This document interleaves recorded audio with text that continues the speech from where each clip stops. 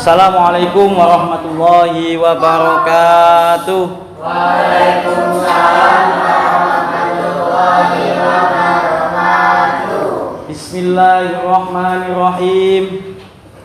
Alhamdulillahilladzi arsala rasulahu bil huda wa dinil haqq liyudhhirahu 'alad din kulli wa kafaa billahi shahida.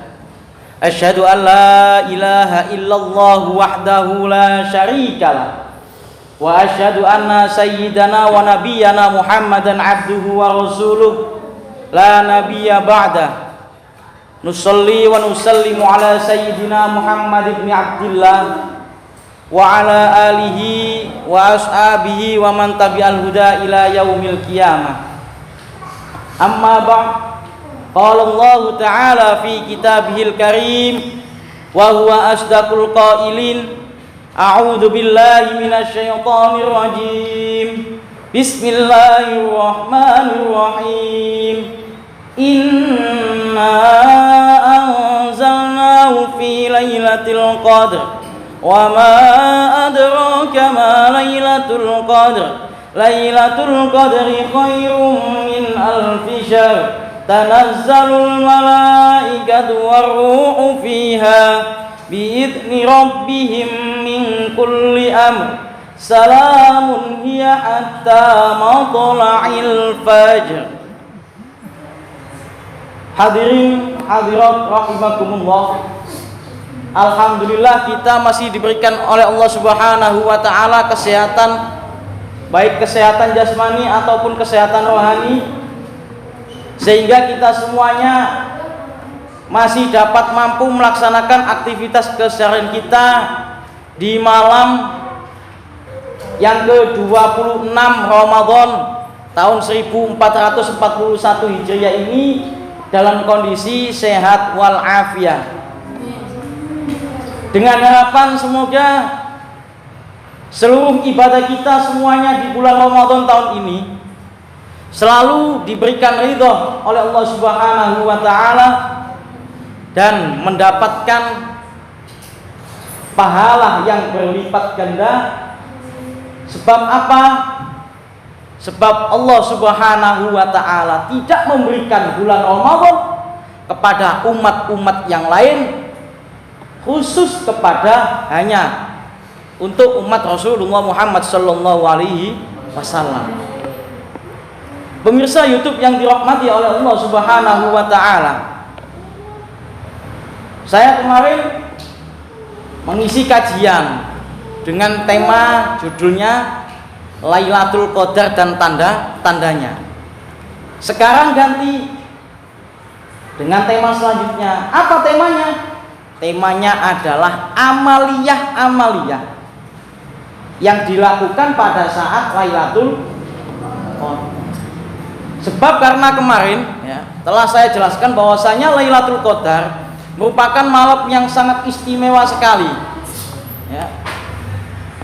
Malam yang istimewa sekali, dan malam tersebut tidak diberikan kepada umat-umat Nabi yang lain, khusus untuk umatnya Rasulullah Muhammad sallallahu alaihi wasallam. Sehingga barang siapa yang ibadah pada malam Lailatul Qadar khairum min alfi syahrin, dalam ayatnya inna anzalnahu fi lailatul qadr wa ma adraka ma lailatul qadr.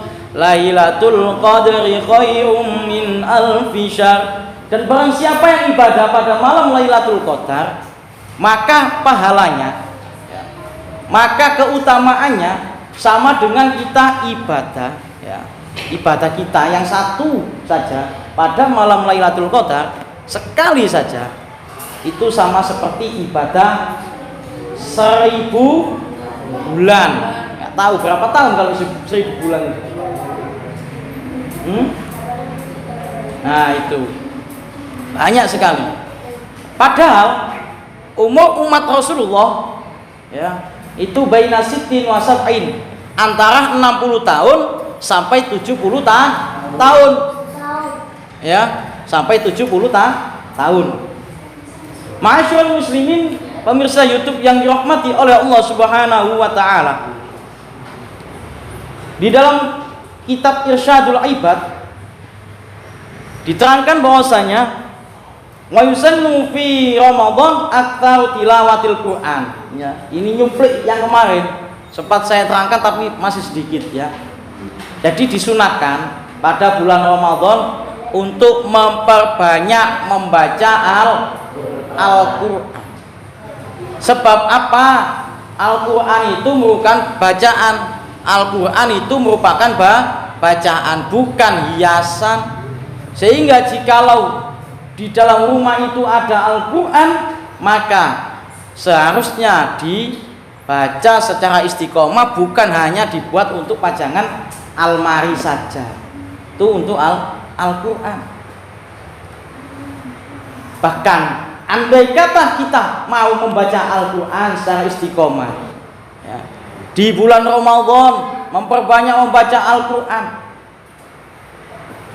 jangankan satu surat, satu huruf pun akan diberikan pahala oleh Allah Subhanahu wa taala berupa 10 kebaikan. Satu huruf walau harfan, meskipun hanya satu huruf dari Al-Quran. Maksudnya satu huruf itu gimana ya? Huruf hijaiyah itu alif, ba, ta, jim, ha, ho sampai ya. Itu namanya huruf. Contoh, kita hanya membaca alif, lam, mim. Ada berapa huruf? 3. Alif, lam, dan mim. Setiap satu huruf akan dilipat gandakan kebaikannya oleh Allah menjadi 10. Kalau 3 huruf, 3 dikalikan 10, berarti kita hanya membaca alif, lam, mim saja pada bulan Ramadan, itu kita sudah mendapatkan 30 kebaikan dari Allah Subhanahu wa ta'ala. Itu kalau kita hitung per huruf.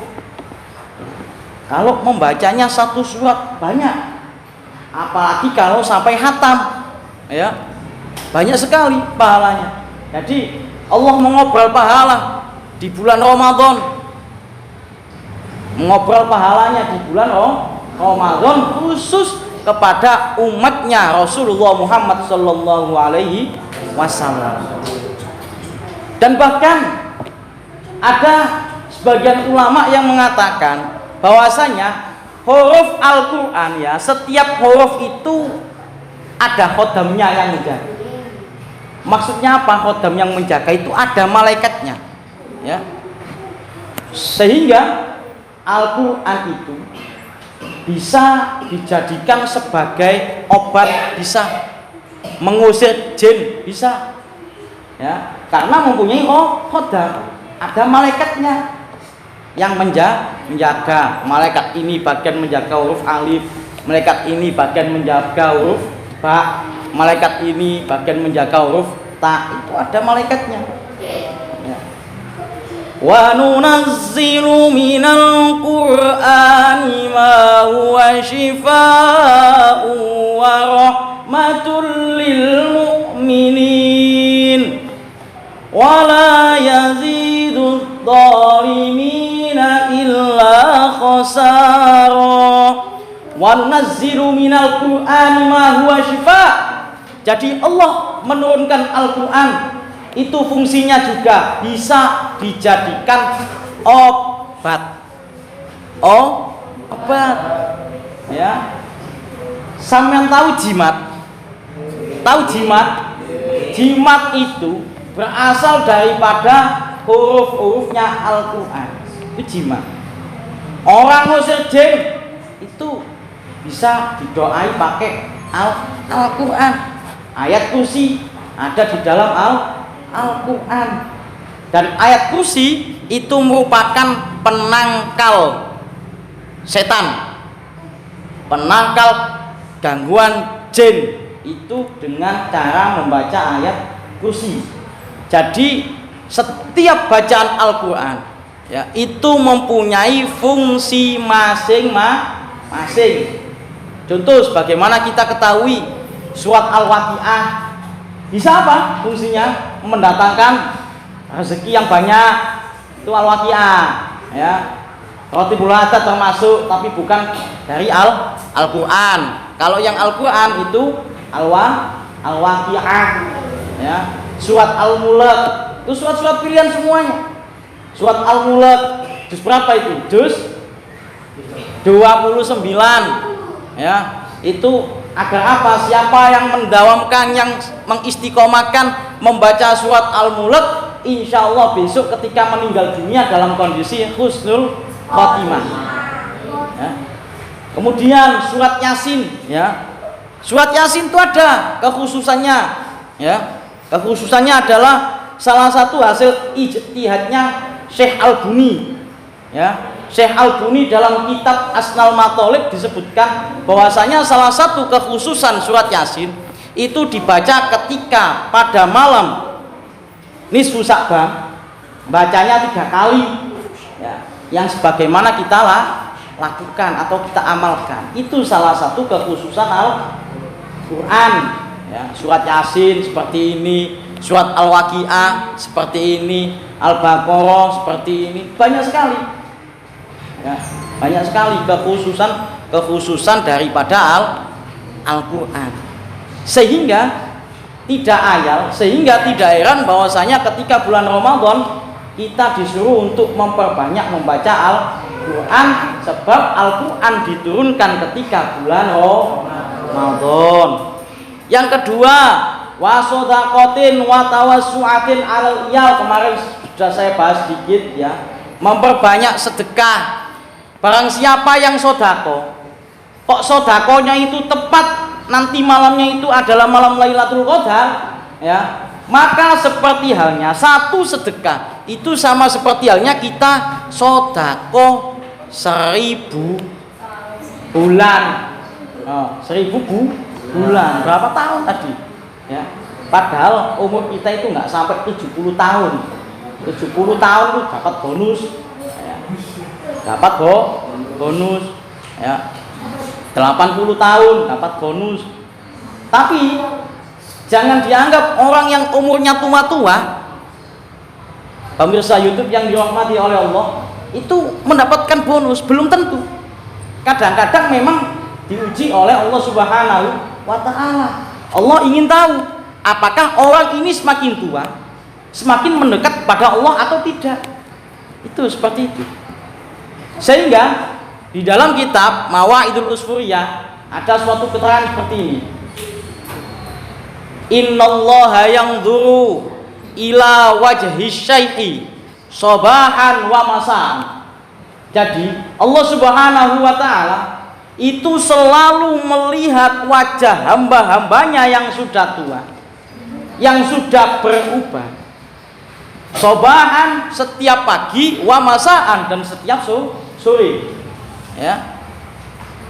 Wa yaqul, kemudian Allah berfirman, ya abdi, wahai hambaku, qad kabura sinnuka, telah tua usiamu, ya, telah bertambah usiamu, semakin hari umur kamu semakin bertambah. Waroko jilduka, dan semakin tipis kulitmu. Kulitnya orang yang sudah tua, mbah-mbah, kakek nenek itu tipis. Sebab apa? Keriput, ya. Tuh kulitnya mbah keriput, ya. Sama jewet sakit, ya. Nek sama jewet gak kroso mbah, ya. Tapi lek mbah sama jewet sakit, ya. Karena apa? Kulitnya semakin hari semakin tipis, ya, saking keropos, ya. Itu kulit orang yang sudah tua. Wadaqat muka, dan semakin rapuh tulangmu. Sehingga banyak sekali orang-orang tua yang terkena sakit apa? Pengapuran tulang. Kadang-kadang tulang sendinya sakit, masih muda kayak gini, ya, tidak kerasa, habis jatuh, habis kecelakaan, tidak segera dipijatkan, tidak segera diurutkan, maka biasanya besok kalau sudah tua itu terasa nyeri, ya, terasa nyeri. Memang sekarang belum bisa dirasakan, tapi rasanya itu sakitnya besok ketika sudah tua atau berusia lanjut. Lutut saya kenapa kok sakit, kok gampang kram? Nah, itu karena memang dulu pernah jatuh terus diabaikan, ya, tidak dipijetkan dan tidak diurutkan, ya. Itu waraqqa jilduka wa daqat muka wa qataroba ajaluka, kata Allah Subhanahu wa taala kepada orang yang sudah tua, dan telah dekat ajalmu. Fastahi minni fa ana astahi an u'adzibaka finnar, maka malulah kamu kepadaku. Jadi Gusti Allah seperti itu. Malulah kamu kepadaku, karena sesungguhnya aku itu malu jikalau aku menyiksamu di dalam neraka. Sebab apa? Malu karena orangnya sudah tua, malu dengan ubahnya. Seharusnya, maka dari itu seharusnya kita itu semakin tua umur kita harus semakin baik, ya, bukan semakin nakal. Semakin tua harus semakin baik, bukan semakin nakal. Apalagi kalau sudah punya cucu, ya, punya cucu, cucu bukan susu, ya, cucu kalau putu, ya, ngeres saya kon, wah lain, ya, ya. Kalau sudah jadi kakek nenek, ya, itu tadi sudah berubah, kata Allah, ya itu tadi, ya. Jangan sampai kita semakin tua malah tidak semakin tobat, tapi semakin menjadi tua-tua keladi. Semakin tua semakin menjadi, ya, jadi kenakalannya, ya. Tuh. Kemudian amalan pada waktu Lailatul Qadar ada lagi.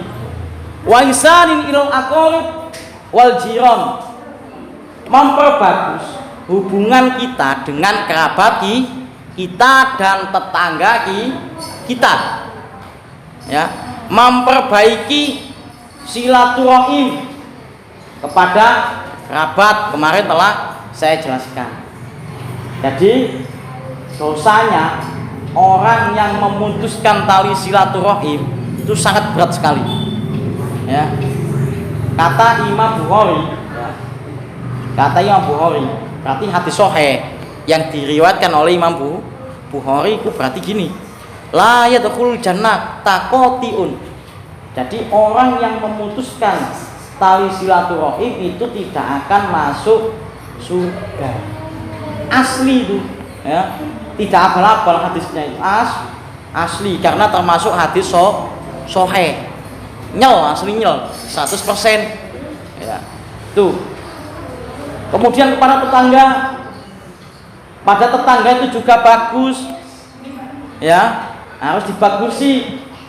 Meskipun tetangga kita telah menyakiti hati kita, ya, tapi kita sebagai orang Islam harus memperbagus hubungan kita dengan tetangga kita, ya. Sebab apa? Saya pernah bilang kepada orang-orang perumahan waktu saya diundang ngaji di sana. Kebanyakan orang perumahan itu orang perantauan, orang yang rumahnya jauh-jauh, ya, orang rumahnya jauh-jauh. Duwe gawe sing ngewangi tangga, anak sunat sing buwut tangga. Banyak sekali pokoknya. Sebab apa? Orang perumahan itu orang jauh-jauh. Kalau misalkan dia meninggal dunia, ya, siapa yang mengantarkan dia ke kuburan kalau bukan tonggo, ya?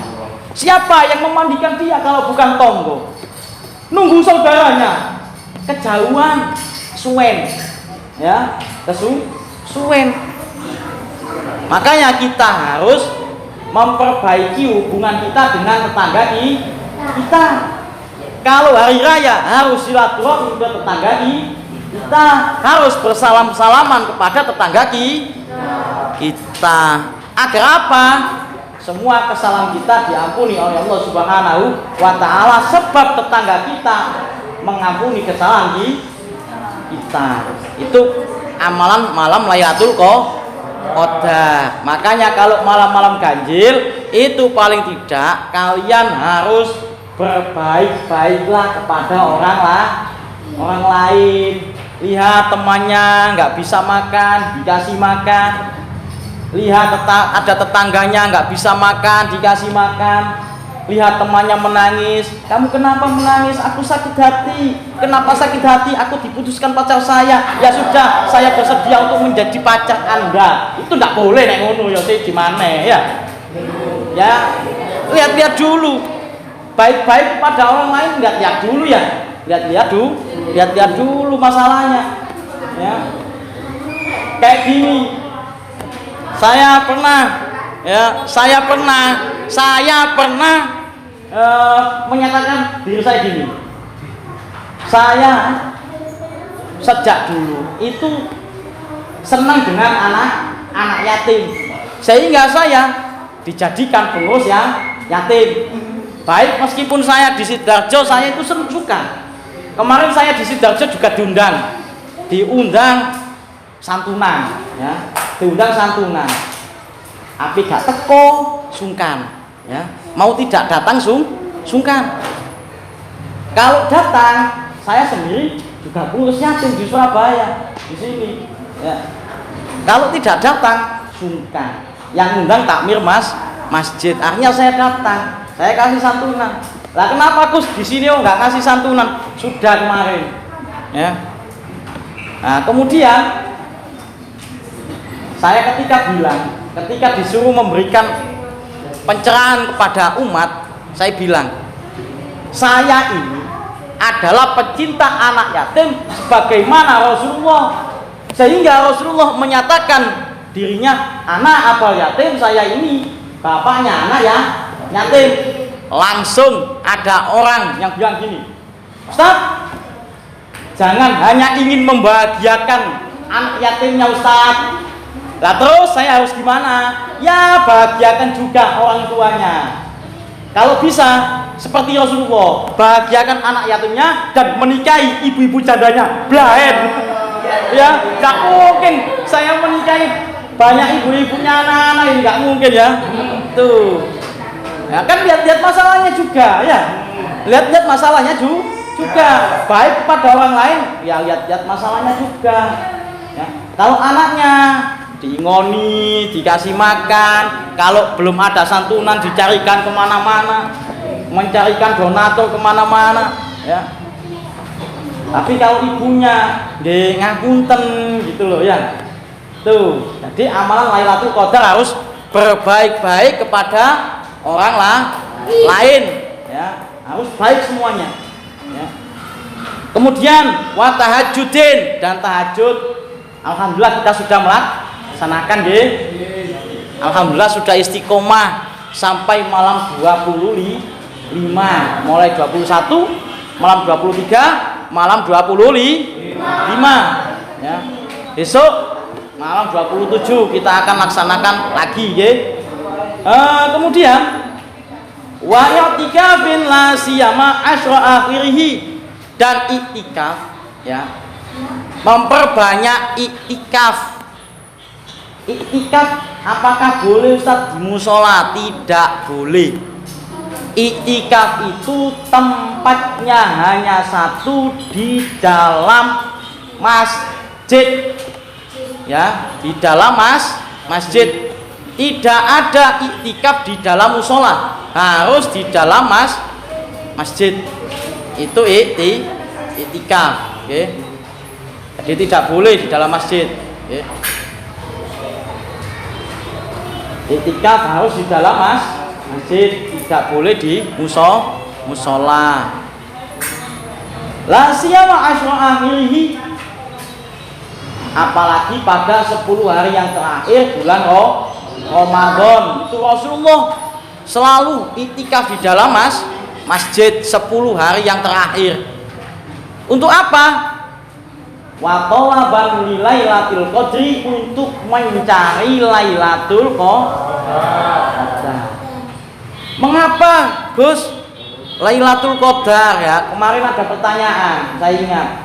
Mengapa, Gus, Lailatul Qadar kok disembunyikan oleh Allah? Apakah Rasulullah mengetahui? Rasulullah tahu. Kapan Lailatul Qadar tahu Rasulullah. Tapi mengapa kok tidak diberitakan kepada umatnya? Supaya apa? Supaya umatnya itu di bulan Ramadan itu ibadahnya istiqomah, tidak pilih-pilih. Tahu pilih-pilih? Andai kata Rasulullah menyampaikan hadis bahwasanya, wahai umatku, sesungguhnya Lailatul Qadar jatuh pada malam 25 Ramadan. Sehingga kalau sudah seperti itu, kalau umatnya mendengar, maka kita pun yang umat zaman akhir ini akan ibadah di bulan Ramadan 1 hari saja. Kapan? Malam 25 saja.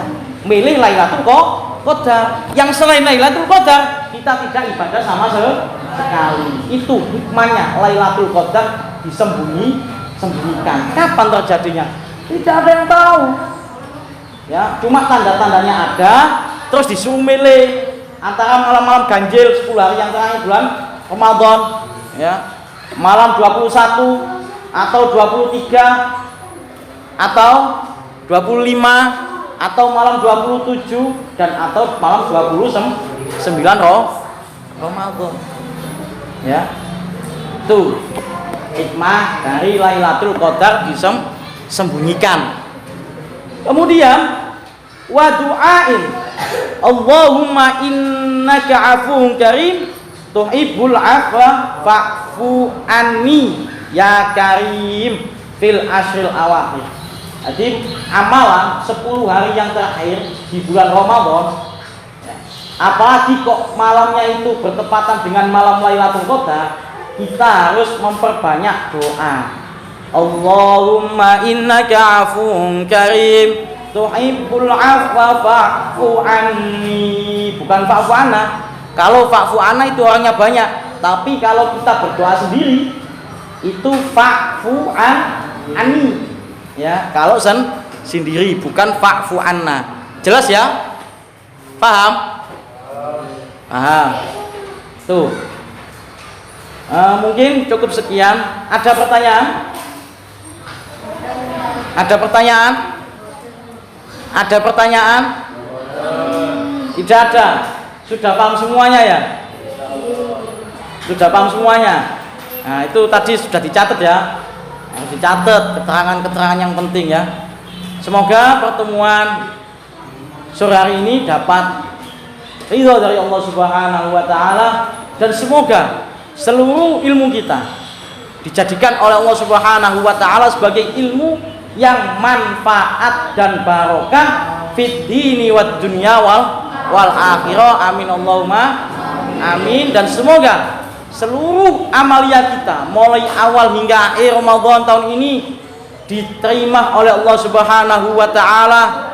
Kita semuanya besok ketika keluar dari bulan Ramadan, kita dijadikan betul-betul oleh Allah Subhanahu wa taala menjadi orang yang minal aidin wal faizin wal maqbulin kullu amin wa antum bi khair. Dijadikan oleh Allah Subhanahu wa taala orang yang kembali kepada fitrah kesucian kita sebagai manusia, kayaumin waladathu ummu, sebagaimana anak bayi yang baru dilahirkan oleh ibunya itu masih suci, belum punya dosa, belum bisa bicara kotor, hanya bisanya nangis, minta mimi, ngerengek. Nah, itu bisanya karena masih kecil, tidak punya dosa. Sehingga orang yang tidak punya dosa itu bisa melihat hal-hal yang gaib.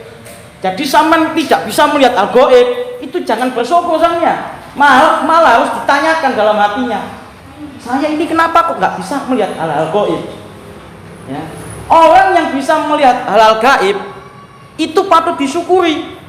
bukan dianggap sebagai musibah, bukan, ya, bukan sebagai musibah, bukan menjadi cobaan, bukan, ya, bukan, tapi harus disyukuri karena orang yang bisa melihat hal-hal gaib itu berarti mata hatinya, mata batinnya itu memang betul-betul telah dibuka oleh Allah Subhanahu wa Ta'ala. Sebagaimana anak yang masih kecil, anak bayi, ya, kayak ini saja, sekecil ini, kadang-kadang nangis, tiba-tiba nangis, ya, tiba-tiba nangis.